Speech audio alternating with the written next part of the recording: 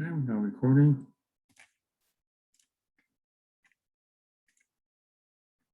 All right, so we're here. I'll give you the quiz shortly and do some more problems here. I was actually going to end class a little bit early today, so you have time to work on the quiz. So again, I'll give you the quiz. It's due at 11:59 p.m. tonight, which is plenty of time. You got more than half a day to do it. And even those of you that aren't here with me right now live, 9:11 a.m., you'll get the video later. You'll still have plenty of time to do the quiz. Okay, and a reminder, next Friday is already our second test. So I know it seems like we just had a test. That's true, but on the other hand, it doesn't cover that much material. So 2.2, 2.3, I'm already finished with it. I'm doing some of 2.4 now. So coverage will just be 2.2 to 2.5, not that much overall when you stop and think about it. Okay. All right, let me give you the quiz, and I'll talk a little bit about the quiz also.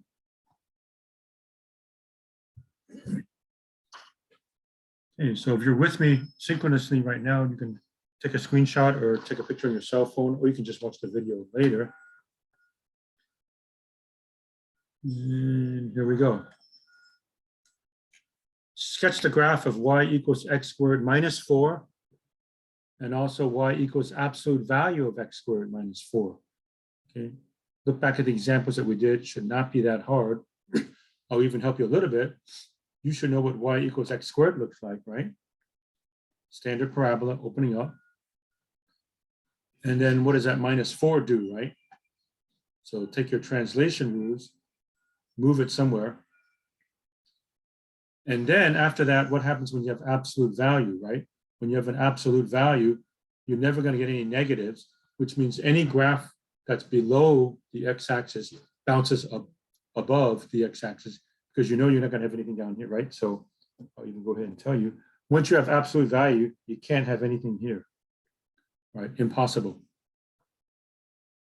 So for this graph, whatever is below the x-axis reflect across the x-axis, so it comes up over here, and anything that's above stays the same. Okay, so I think I've given you way too many hints for number 1 already, but there you go. So start with your basic parabola. You should know that. You should know what happens with the minus 4. And then for absolute value, anything that's below reflects it across the x-axis and comes above. Anything that's above just stays that way. Okay, and 2 is this composition of functions. F is 3x plus 10, g is negative 4x minus 7. Find f of g of x and also g of f of x. And if you think about it, this is very, very much like problem 7 that we did yesterday, right here. Okay, now I'm not going to go through 7 again, but you can see the notes. So if you want to see a detailed explanation of number 7, it's yesterday's video. But if you just want to look at it today and just kind of follow along what we did for f of g and g of f, it works in a very similar fashion. I'm going to do some more of this f of g stuff and g of f stuff today, but they're with harder functions. Okay, the functions that I gave you here are a little bit easier. Okay, they're linear. So number 2 is very, very much like number 7. So if you can just kind of follow the template of question 7, you should be okay on f of g of x and g of f of x. Okay. So there we go. I'm going to make this disappear right now. Due at 11:59 p.m. tonight. And open book, open note, open discussion. And there we go. And I've even given you plenty of hints for how to do this. Okay, so I'll make this disappear now. And I'll get started on some more of this f of g stuff. Okay, so yesterday I did 7. I'll do some more of these. Okay, I won't go that long, and we'll probably end very early, as I said, so I want to give you enough time to get started on the quiz. Okay, problem 9. F of x is 1 over x. G of x is x squared plus 2x. All right, f of g of x, fog. F circle g of x means f of g of x. All right, so here's the way I look at it.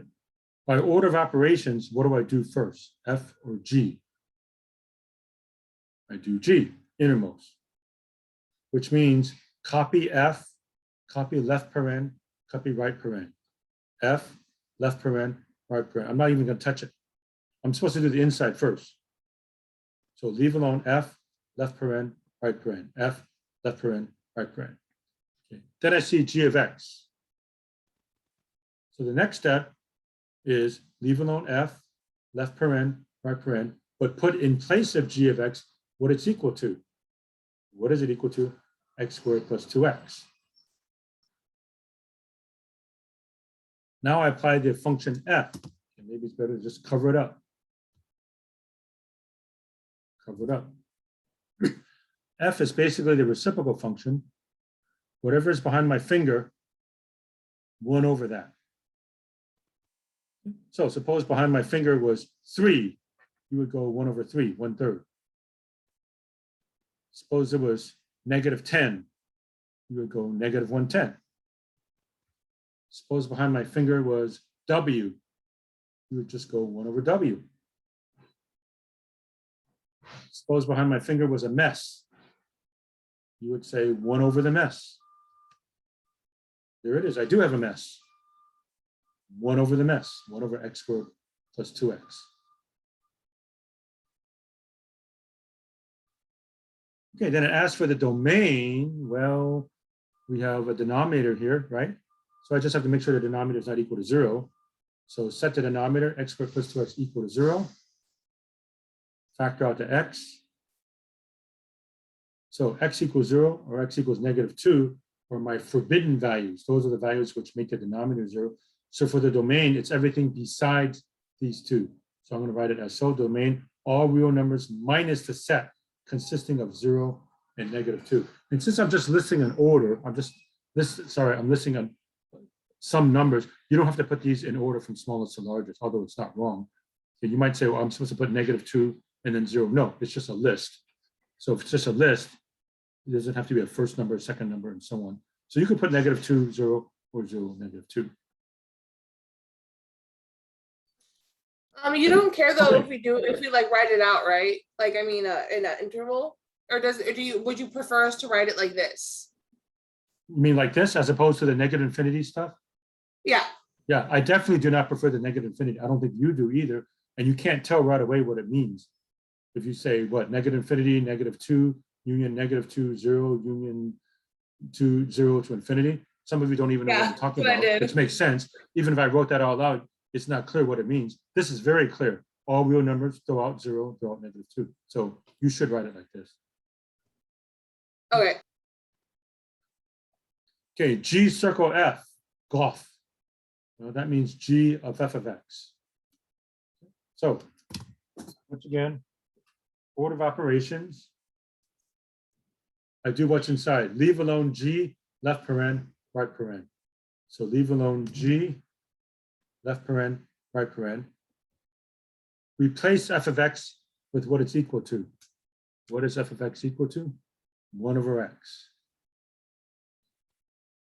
Right, so this goes in place of G. Try to cover up that G. Big there. G in parentheses. What does G do? Whatever you give it, it squares it and adds 2 times that. So whatever's behind my ruler, you square it plus 2 times that amount. So there it is. You square it plus 2 times that amount. So 1 over x squared plus 2 over x. Common denominator is x squared, so multiplied by x over x. 1 plus 2x over x squared. And this time, what's the domain? Well, all real numbers except for 0. So there it is. Funny looking R minus the set consisting of 0. And notice these are braces. You can't have brackets or parentheses. They already mean something different. So write it like so.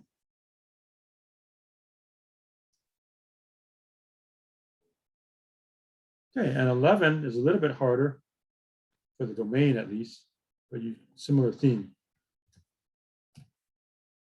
So f of x is radical x minus 1. G of x is x squared minus 3. So f circle G, fog, f of g of x. The first step, leave alone the f, left paren, right paren, f, left paren, and there's a right paren.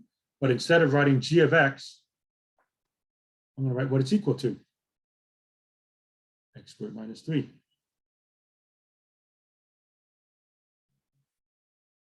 And now this thing goes right there. Radical x minus 1. So whatever is behind my finger goes right there. So square root of whatever minus 1. Square root of x squared minus 3 minus 1. X squared minus 4.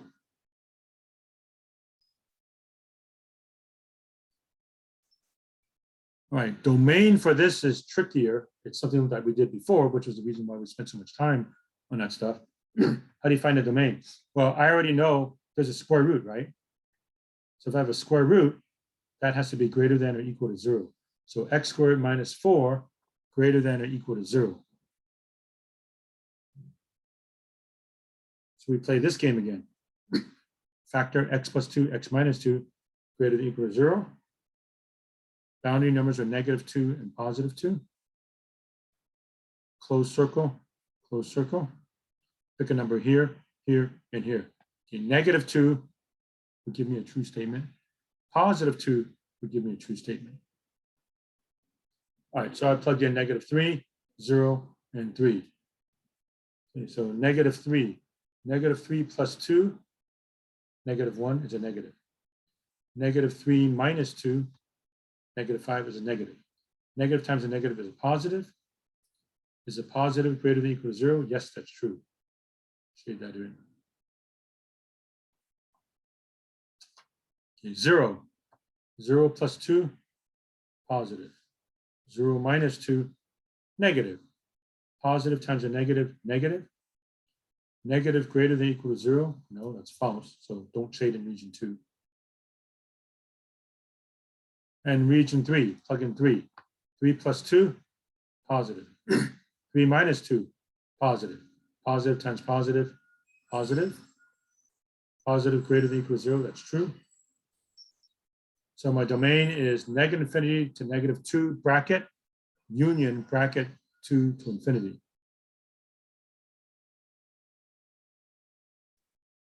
Okay. And then golf G circle F. So G circle F means G of f of x. Okay, so do the inside first. Leave alone the G, left paren, right paren. So that stays the same, G. Left parenthesis stays the same, right parenthesis stays the same. All right, next step, change f of x to what it's equal to. Radical x minus 1. So radical x minus 1 goes in. Now this mess, cover it up, goes in for G. Right here. So it's whatever is behind my finger. It's the finger squared minus 3. So whatever's behind my finger, there it is. Square it. Subtract 3. Well, what happens when you have a square root squared? Just take off the square root. Okay, so x minus 1 minus 3, x minus 4. So the answer is x minus 4, but this part gets a little bit tricky. Is the domain all real numbers? That's a question mark there. If you look at this, you might say, oh yeah, all real numbers, but it's actually no, because you had to do the step of G of radical x minus 1. Okay. When I got to this stage right here, I'm only allowed to plug in stuff which makes this expression defined. Behind my finger has to be greater than or equal to 0. You can't get past that stage, in other words. Okay. So G of radical x minus 1, you can only plug in something between 1 and infinity. X minus 1 has to be greater than or equal to 0. So the domain is actually bracket 1 to infinity. So even though this is what comes out from the composition of G with F, the domain is only 1 to infinity because you're not allowed to plug in let's say 0. 0 is not allowed right here. Right. So that's what we have for that one.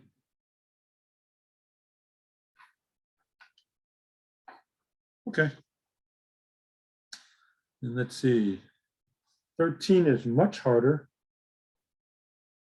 But again, I'm setting you up a little bit for the quiz. So again, the quiz question I give you should be easier, in my opinion. Okay, f of x is 1 over x, g of x is 1 over x plus 1. Right, so they ask for fog, f of g of x, f of g of x. So behind my finger, change it to 1 over x plus 1. F of 1 over x plus 1. Now what does f do? F takes the reciprocal of this. So it's 1 over x plus 1. Now that looks real clumsy. But remember, if you divide by a fraction, you multiply by the reciprocal. So it's 1 times x plus 1 over 1 or x plus 1. Okay. The domain, it's not all real numbers. If you look only at this, you might think it's all real numbers, but not really, because right here at g of x, you're not allowed to plug in -1 because there's a x plus 1 in the denominator. So -1's no good here. So the domain is all real numbers minus the set consisting of -1. And that's the way that we're going to write it. Like so.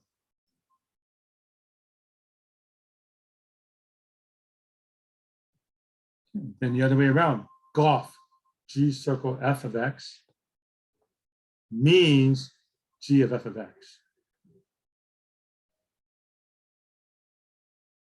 Okay, so right here, leave alone the g, the left paren, the right paren. What is f of x? 1 over x. So I put 1 over x right here. Okay.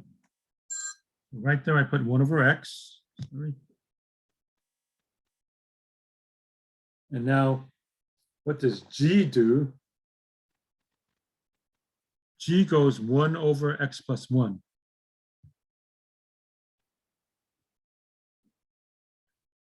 So, kind of cover this up here. 1 over finger plus 1 is probably the best way I can say it. Okay, 1 over x plus 1. 1 over this thing plus 1. So 1 over x plus 1. And now I clean this up a little. So you multiply top and bottom by x, multiply by x, multiply by x, x over 1 plus x. Okay. And I know x cannot be -1 here, and x cannot be 0 here or here either. Likewise here. So the domain is all real numbers except the set consisting of -1 and 0.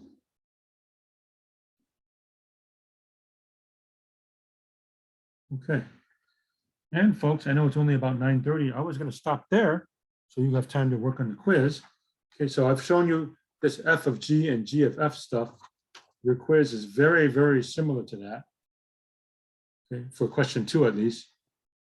Okay, so work on your f of g and g of f business. And number 1, yeah, look back at your notes in case you're not sure what to do with that, but I've sort of already told you what to do. You should know what the graph of x squared is.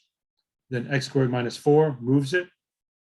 And then this thing, this guarantees you got no graph in quadrants 3 and 4, right?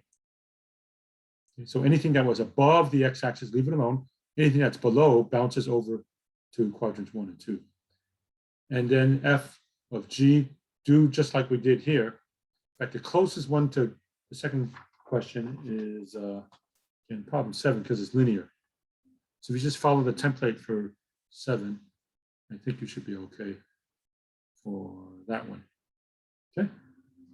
So I was going to let you go unless anybody has any questions right now, and then you can work on the quiz and go from there. Okay, so I'm going to make this disappear. And let me check the chat and see if anybody has any questions. And if not, we'll quit for the day. Okay, so anybody have any questions, please? All right, folks, we're done. Have a good weekend. Work on the quiz, do it 11:59 tonight. That should be plenty of time. And just email it to me and we'll see you next time. Okay, have a good weekend, everybody. Thank Bye. you, See next Professor. time. Have a good weekend. Have a good weekend. Bye, everybody. Marissa, if you're still there, yes, I'll continue on Perfect. 2.4 Monday. I'm not done. Thank you. Okay, thank you. Bye. Bye.